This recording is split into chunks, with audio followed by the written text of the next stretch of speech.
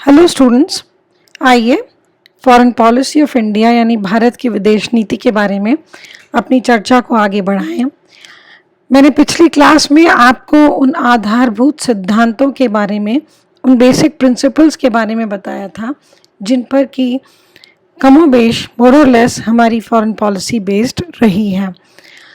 अब हम आगे की कक्षाओं में ये जानने की कोशिश करेंगे कि किस तरह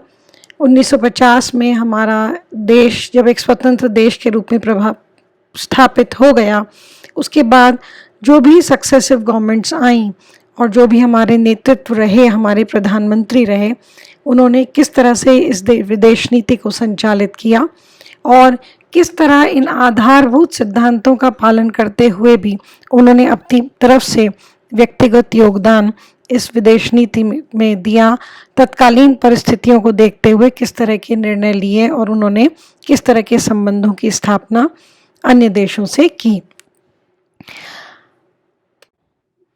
हम शुरुआत करें भारत के प्रथम प्रधानमंत्री पंडित जवाहरलाल नेहरू के कार्यकाल से, जो कि 1950 से 1964 यानी 1950 से 1964 तक का रहा। स्वाभाविक रूप से नेहरू जी भारत के पहले प्रधानमंत्री थे, तो एक तरह से किस प्रकार की एक वर्ल्ड व्यू भारत रखेगा और भारत का क्या नज़रिया अंतर्राष्ट्रीय संबंधों के प्रति रहेगा, इसका एक आधारभूत, जिसे हम कहें, नीति तैयार करने की जिम्मेदारी जो है वो नेहरू जी की थी। स्टूडेंट्स, हम बहुत अच्छे से जानते हैं कि नेहरू विश्व इतिहास के एक बहुत बड़े स्कॉलर थे और उन्होंने गहन चिंतन और अध्ययन विश्व संबंधों के बारे में, विश्व इतिहास के बारे में किया था। और इसीलिए भारतीय राष्ट्रीय कांग्रेस ने जिस प्रकार से जो हमारे विश्व के अन्य देश थे, जो अंतर्राष्ट्रीय संबंध थे,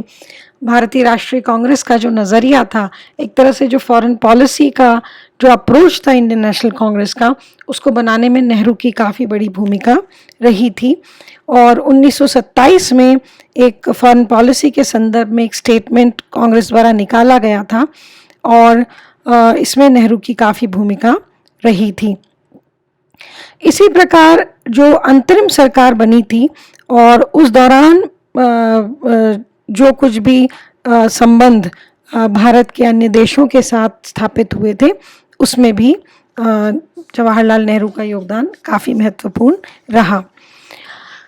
स्टूडेंट्स, आप सभी जानते हैं कि जिस वक्त हमारा देश आज़ाद हुआ, उस वक्त द्वितीय विश्व युद्ध के बाद उसकी विभीषिका के बावजूद विश्व जो है वो शीत युद्ध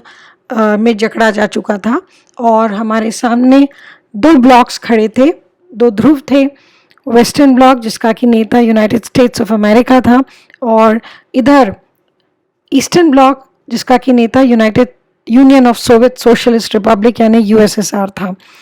ऐसे में जो भी नया देश दुनिया के पटल पर आता था, उससे स्वाभाविक रूप से अपेक्षा की जाती थी कि वे इनमें से किसी न किसी एक ब्लॉक में शामिल हो जाएगा। नेहरू न सिर्फ अंतर्राष्ट्रीय शांति के बहुत बड़े समर्थक थे,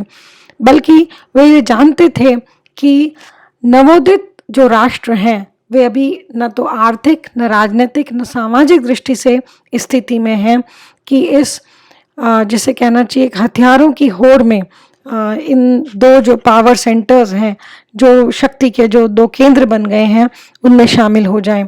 उन्हें लगता था कि फिलहाल ये समय इन देशों का ये ज़रूरी है कि वे अपनी व्यवस्थाओं को सुदृढ़ बनाने में लगाएं, अपनी अर्थव्यवस्थाओं को सुदृढ़ बनाने में लगाएं और इनमें से किसी भी खेमे में वे शामिल ना हों। और इसीलिए नेहरू ने बार बार इस बात पर जोर दिया कि एशिया और अफ्रीका के जो नए नवोदित राष्ट्र हैं, उन्हें अपने आप को इन दोनों ही पावर ब्लॉक्स से अलाइन होने से बिल्कुल दूर रखना चाहिए और जो इंटरनेशनल सिनेरियो है उसमें अपनी इंडिपेंडेंट फॉरेन पॉलिसी बनानी चाहिए। नेहरू शुरुआत से किसी भी तरह के साम्राज्यवाद के विरोधी थे। उन्हें ये बिल्कुल भी स्वीकार्य नहीं था कि हम किसी अन्य देश के दबाव में आकर अपनी विदेश नीति बनाएं, और ये बात स्वतंत्रता से पहले ही दिख रही थी, जब उन्होंने ब्रसेल्स में 1926 में जो एक इंटरनेशनल कॉन्फ्रेंस हुई थी ऐसे देशों की जो कि साम्राज्यवाद के खिलाफ लड़ रहे थे, उन्होंने उसमें भी भाग लिया था। और इसीलिए जब वे पहले प्रधानमंत्री बने तो उनका फॉरेन पॉलिसी का जो एक बहुत बड़ा एजेंडा था वो यह था कि भारत को वे नहीं चाहते थे कि किसी भी पावर ब्लॉक का हिस्सा बने या किसी भी के दबाव में आकर अपनी फॉरेन पॉलिसी को, अपनी विदेश नीति को प्रभावित होने दें। और इसीलिए उन्होंने इस बात की कोशिश की कि जो एशिया और अफ्रीका के जो नए राष्ट्र हैं, जो कि बहुत लंबे समय के औपनिवेशिक शासन से मुक्त हुए हैं, वे अपने आप की एक इंडिपेंडेंट आइडेंटिटी, एक स्वतंत्र पहचान जो है वो अंतर्राष्ट्रीय जगत में बनाए। और इसी संदर्भ में नेहरू ने 1947 में दिल्ली में एशियन रिलेशंस कॉन्फ्रेंस बुलाई थी, जिसमें कि करीब करीब 29 देशों के जो प्रतिनिधि थे एशिया के, उन्होंने भाग लिया था। और इसी का परिणाम था कि इसके बाद एक तरह से शुरुआत जो एशियन रिलेशंस कॉन्फ्रेंस की 1947 में हुई थी नई दिल्ली में, बांडुंग में जब 1955 में एफ्रो एशियन कॉन्फ्रेंस हुई तो उसकी शुरुआत 1947 की इस दिल्ली की कॉन्फ्रेंस में हो चुकी थी, और जिसमें कि नेहरू का बहुत बड़ा हाथ था। और यहीं से नॉन अलाइनमेंट या गुटनिरपेक्षता की शुरुआत होती है 1955 की कॉन्फ्रेंस से, जिसके कि जो अग्रणी नेता हैं वे इजिप्ट या मिस्र के नासिर, घाना के क्रूमा, सुकर्न इंडोनेशिया से, और जोसेफ ब्रोज टिटो युगोस्लाविया के, इन्हें माना जाता है जिन्होंने कि एक तरह से नॉन अलाइन मूवमेंट की, गुटनिरपेक्ष आंदोलन की शुरुआत की, जिसका कि आधारभूत जो उद्देश्य था वह था कि अपने आप को, इन देशों को इन दोनों ही गुटों से निरपेक्ष रखना है, नॉन अलाइन रहना है, और आपस में आर्थिक एवं सांस्कृतिक सहयोग करना है, मानवाधिकारों की रक्षा, और जिसे कि हम कहते हैं सेल्फ डिटर्मिनेशन, यानी कि आत्मनिर्णय, यानी कि ऐसे देश जो अभी भी किसी औपनिवेशिक शासन में है उन्हें समर्थन देना है, और साथ ही साथ विश्व शांति एवं सहयोग पर बल देना है और उसे बढ़ावा देना है। इस कमिटमेंट के साथ बांडुंग कॉन्फ्रेंस हुई थी, जिसने कि नॉन अलाइन मूवमेंट या गुटनिरपेक्ष आंदोलन का आधार रखा। न सिर्फ इंटरनेशनल फोरम्स पे बल्कि अपने पड़ोसी देशों में भी नेहरू ने कोशिश की कि हमारे संबंध बहुत अच्छे बने। हालांकि एक बहुत बड़ी दिक्कत नेहरू को प्रधानमंत्री बनते ही जो फेस करनी पड़ी थी वह थी पार्टीशन के बाद का जिस तरह से कश्मीर का मुद्दा सेंसिटिव हो गया, और वे कहीं ना कहीं नेहरू की सूझबूझ थी कि कश्मीर को हम भारत का हिस्सा बना पाएँ। कश्मीर, जैसा कि आप सब जानते हैं, कश्मीर ने तय किया था कि वह न भारत में न पाकिस्तान में शामिल होंगे, लेकिन 1948 में जब कबायलियों का हमला हुआ, जो कि असल में पाकिस्तान के ही सैनिक थे उन कबायलियों के वेशभूषा में, तो कश्मीर के महाराजा हरि सिंह को लगा कि वे अपने देश की रक्षा नहीं कर पाएंगे और भारत में शामिल हो गए। लेकिन भारत पाकिस्तान के बार बार हस्तक्षेप के कारण नेहरू बहुत दुखी हुए और उन्होंने संयुक्त राष्ट्र संघ के सामने भी इस समस्या को रखा। कभी कभी नेहरू की आलोचना इस बात के लिए की जाती है कि वे अननेसेसरीली इंटरनेशनल बॉडी में इस डिस्प्यूट को ले गए, जो कि असल में दो देशों के बीच की समस्या थी और जिसे पाकिस्तान से सीधी बातचीत करके सुलझाया जाना चाहिए था। लेकिन फिर भी एक करारा जवाब एक तरह से पाकिस्तान को मिला और कश्मीर जो है वो भारत का हिस्सा बन गया। नेहरू का एक बहुत बड़ा उपलब्धि जो मानी जाती है वह है पंचशील के सिद्धांत। 1954 में चीन के साथ एक समझौता हुआ जिसमें कि पंचशील के सिद्धांतों को उन्होंने प्रस्तुत किया। ये 5 सिद्धांत हैं। Mutual respect for each others territorial integrity and sovereignty, यानी कि एक दूसरे की एकता और एक दूसरे की संप्रभुता की को रिस्पेक्ट करना, उसे सम्मानित करना, उसका सम्मान करना। फिर है म्यूचुअल नॉन अग्रेशन, यानी एक दूसरे पर किसी भी प्रकार का हमला न करना। तीसरा था म्यूचुअल नॉन इंटरफेरेंस, यानी आपस में एक दूसरे के मामलों में हस्तक्षेप नहीं करना। फिर था इक्वलिटी एंड म्यूचुअल बेनिफिट, संबंधों में एक प्रकार की बराबरी रखना और एक दूसरे के परस्पर लाभ के लिए इन संबंधों को संचालित करना। और 5वां यानी शांतिपूर्ण सह अस्तित्व। एक तरह से नेहरू ने पंचशील के माध्यम से जो हमारे नेबरिंग कंट्रीज़ थे, जो हमारे पड़ोसी देश थे, उनको ये संदेश देने की कोशिश की थी कि भारत अपनी विदेश नीति जो है वो इन सिद्धांतों पर चलकर चलाना चाहता है। और काफ़ी हद तक लगा था कि नेहरू अपने जो पड़ोसी देशों से संबंध हैं उनको अच्छा बनाने में काफ़ी सक्सेसफुल हुए थे। लेकिन 1965 में 62 में जब चीन से जो युद्ध हुआ उससे ये लगा कि एक तरह से नेहरू अति आदर्शवाद में जी रहे थे और एक तरह से जिसे हम कहते हैं पीठ में छुरा भोंकने की स्थिति चीन ने की। और कहीं ना कहीं नेहरू इस जो चीन से जो युद्ध हुआ जिसके लिए कि भारत उस समय बहुत तैयार नहीं था, उससे बहुत क्षुब्ध हो गए और उन्हें लगा कि उनके साथ धोखा हुआ है, उनके देश के साथ धोखा हुआ है और इसकी कीमत देश के जो सैनिक थे उनकी एक बड़ी संख्या में हमें उन्हें खोना पड़ा 62 के युद्ध में। तो नेहरू इस बात से बहुत ज़्यादा दुखी हुए और उन्हें भी कहीं ना कहीं लगा और उनके जो आलोचक थे उनको भी लगा कि एक तरह से फॉरेन पॉलिसी में नेहरू की से फेलियर मानी जा सकती है कि वे जो आने वाला खतरा था वो उसे नहीं देख पाए। बच्चों, इसमें कोई शक नहीं कि भारत दोनों ही जो गुट थे उनमें शामिल नहीं हुआ, लेकिन नेहरू कहीं ना कहीं समाजवाद की जो विचारधारा थी उससे बहुत प्रभावित हुए। और ऐसे में कहा जाता है, आमतौर पर जो क्रिटिक्स हैं वो कहते हैं कि न चाहते हुए भी भारत का झुकाव यूएसएसआर या सोवियत संघ की तरफ था, क्योंकि साम्यवादी विचारधारा जो है वो समाजवाद के बहुत नज़दीक है। और ऐसा माना जाता है कि नेहरू का झुकाव चूँकि सोवियत संघ की तरफ था। हालांकि सोवियत संघ ने काफ़ी हद तक इस दोस्ती को निभाया और उस दौरान काफ़ी सहयोग भारत को सोवियत संघ की ओर से उसके आर्थिक विकास में और उसके जो इंडस्ट्रियलाइजेशन था उसमें मिला। अपनी तमाम उनकी जो भी जिसे हम कहें विफलताएं रही हों, इसमें कोई शक नहीं कि नेहरू ने भारत को एक अलग पहचान अंतर्राष्ट्रीय पटल पर दिलवाई। नेहरू की मृत्यु के बाद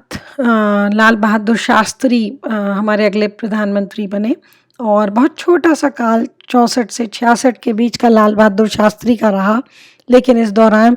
हमारे देश को एक बहुत बड़े युद्ध का सामना करना पड़ा और पाकिस्तान से हमारा युद्ध हुआ। लेकिन भारत इस युद्ध में बहुत ज़बरदस्त रूप से विजयी रहा और अगर हम चाहते तो पाकिस्तान को हमने बहुत बुरी तरह शिकस्त दी थी और काफ़ी हद तक उसका हिस्सा जो है वो भारतीय सेना के नियंत्रण में आ गया था। लेकिन भारत और पाकिस्तान के बीच ताशकंद में रूस में समझौता हुआ और बड़ा अनफॉर्चुनेट है कि उस समझौते पर हस्ताक्षर करने की अगले ही रात को शास्त्री जी का दिल का दौरा पड़ने से वहीं पर निधन हो गया। भारत चूँकि लगातार विश्व शांति का समर्थक रहा है, इसलिए जब ताशकंद समझौता हुआ तो उस दौरान भी भारत ने इस बात के लिए सहमति कर ली कि जो भी पाकिस्तान की भूमि उन्होंने अपने कंट्रोल में ले ली है वे उसे उन्होंने लौटा दिया, इस शर्त के साथ कि जो लाइन ऑफ कंट्रोल है उसका रिस्पेक्ट पाकिस्तान की सेनाएं करेंगी। बहुत छोटा सा कार्यकाल और बहुत ही छोटे से शांत से दिखने वाले, बहुत कम बोलने वाले शास्त्री जी, जिनसे शायद पूरी दुनिया को अपेक्षा भी नहीं थी कि वे पाकिस्तान को इस तरह का करारा जवाब देंगे, और अपने इस छोटे से काल में उन्होंने भारत को की एक बहुत अच्छी छवि पूरे विश्व के सामने बना दी थी। शास्त्री जी के बाद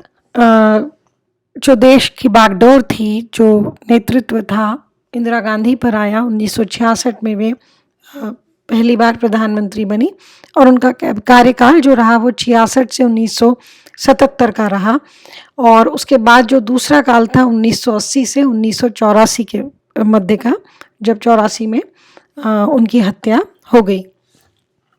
इंदिरा गांधी के आने तक स्टूडेंट्स, अगर आप रिलेट करें, मैं आपसे अपेक्षा करूंगी कि चूंकि अपन कोल्ड वॉर की हिस्ट्री पढ़ चुके हैं, तो आप लगातार जब भारतीय विदेश नीति को पढ़ रहे हैं तो उसको उन्हीं सिचुएशंस में आप प्लेस कर कर देखें कि उस वक्त अंतर्राष्ट्रीय स्थितियां क्या थी। 66 के बाद का, यानी लेट 60s का वो टाइम था कि शीत युद्ध में शिथिलता थी। चूँकि यूएसए का जिस तरह का वियतनाम का वो रहा था, जिस तरह का एक्सपीरियंस रहा था, लेकिन भारतीय विदेश नीति में ये माना जाता है कि 62 के चीन के युद्ध के बाद और 65 के पाकिस्तान से युद्ध के बाद भारत अब एक बहुत रियलिस्टिक, जिसे हम कहते हैं बहुत यथार्थवादी, अब वो आदर्शवाद में उतना नहीं जी रहा था और एक बहुत यथार्थवादी एक, जिसे हम कहते हैं, मोड़ इंदिरा गांधी के आने के साथ हमारी विदेश नीति में आया। एक स्ट्रॉन्ग लेडी के रूप में उन्होंने अपने आप को न सिर्फ इस्टेब्लिश किया बल्कि इस देश को भी इस्टेब्लिश करने की कोशिश की। उन्होंने यूएसएसआर के प्रति एक, जिसे हम कहते हैं, थोड़ा सा झुकाव होने के बावजूद इस बात की कोशिश की कि अमेरिका से भी हमारे संबंधों में सुधार हो, और उन्होंने इसके लिए अमेरिका की यात्रा भी की। लेकिन इंदिरा गांधी बहुत स्पष्ट थी और जैसा कि मैंने कहा, वो बिल्कुल नहीं चाहती थी कि किसी भी रूप में कमज़ोर छवि के देश के रूप में वो दुनिया के सामने आए। इंदिरा गांधी का एक जो बहुत बड़ा उस समय वो जो एक परिस्थिति उभरती देख रही थी, उन्हें लगातार लग रहा था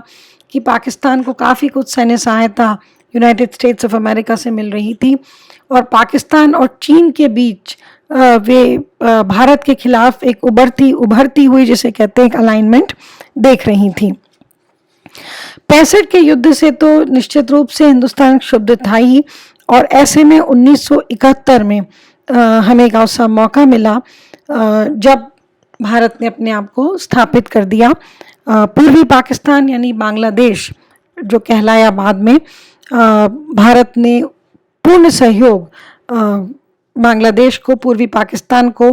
जो पश्चिमी भाग था पाकिस्तान का, उससे स्वतंत्र होने में दिया। मुक्ति वाहिनी जो वहाँ की स्वतंत्रता की सेना थी, उसको भारतीय सेनाओं द्वारा पूर्ण सहयोग दिया गया, और 71 के युद्ध में पाकिस्तान को बहुत ज़बरदस्त शिकस्त लगी, और ये हिंदुस्तान का ही या भारत का ही प्रयत्न था, इंदिरा गांधी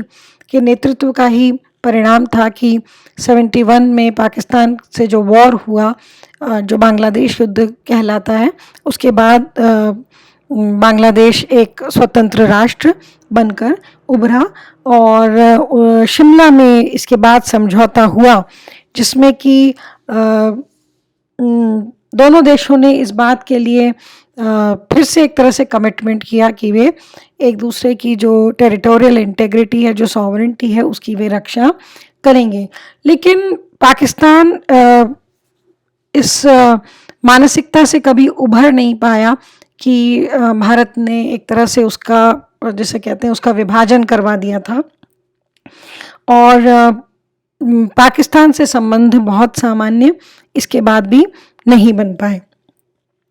जहाँ तक श्रीलंका की बात थी, जो हमारे, अगर हम पड़ोसी देशों के संदर्भ में बात करें, तो श्रीलंका की प्राइम मिनिस्टर सिरिमा भंडारानायके जो थी, उनसे इंदिरा गांधी के संबंध काफ़ी अच्छे थे और इसका फ़ायदा जो है वो भारत श्रीलंका संबंधों को मिला। हालांकि उसके बाद जब जूलियस जयवर्धने वहाँ के नेता बने तो इंदिरा गांधी के संबंध बहुत उनसे प्रगाढ़ नहीं थे और उन्हें लगता था कि वे लगातार जो लिट्टे जो एलटीटीई के मिलिटेंट्स हैं उनको वहाँ की सरकार जो है वो समर्थन दे रही है। इसके अलावा बच्चों जो बहुत महत्वपूर्ण बात मैं कहूँ कि अगर हम इंटरनेशनल फोरम पे इस दौरान इंदिरा गांधी के शासन के दौरान की जो हम जो भारत की पोजीशन देखें वो बहुत इम्पॉर्टेंट है क्योंकि एक तो बहुत बड़ा इशू था न्यूक्लियर इशू। अभी मैं आपको आने वाले दिनों में न्यूक्लियर नॉन प्रोलिफरेशन ट्रीटी के बारे में पढ़ाने जा रही हूँ, परमाणु अप्रसार संधि। और इस संधि का मजमून कुछ इस तरह का था कि जो वेस्टर्न कंट्रीज़ थी, जो पश्चिमी देश थे, वे चाहते थे कि जिन देशों को के पास परमाणु हथियार हैं वे तो रखें, लेकिन जो नए राष्ट्र हैं वे परमाणु हथियारों का निर्माण ना करें। और इंदिरा गांधी ने इसका बहुत विरोध किया। इंदिरा गांधी के नेतृत्व में भारत ने इसका विरोध किया और कहा कि ये एक डिस्क्रिमिनेटरी जिसे कहें एक भेदभाव वाली संधि है और इसलिए यदि एनपीटी लागू होनी चाहिए तो वो इक्वली सब कंट्रीज़ के लिए लागू होने चाहिए। और एक तरह से जो हमने 74 में जो परमाणु विस्फोट किया पोखरण में, वो एक प्रकार से एक विश्व को एक संदेश था कि हम कभी भी किसी भी प्रकार का डिस्क्रिमिनेशन का या जिसे हम कहते हैं एक भेदभाव का भारत समर्थन नहीं करेगा और उसके आगे नहीं दबेगा। इसके अलावा जो 1971 की स्टॉकहोम कॉन्फ्रेंस हुई थी एनवायरनमेंट से रिलेटेड, उसमें इंदिरा गांधी की जो स्पीच थी वह भी अपने आप में जो डेवलप कंट्रीज़ हैं उनके लिए जिसे कहा जाता है कि एक आई ओपनर थी, जिसमें कि उनका ये स्टेटमेंट आज तक याद किया जाता है कि पॉवर्टी इज़ द बिगेस्ट पोल्यूटन। गरीबी जो है वो सबसे बड़ी, जिसे हम कहते हैं, उससे सबसे ज़्यादा पोल्यूशन फैलता है,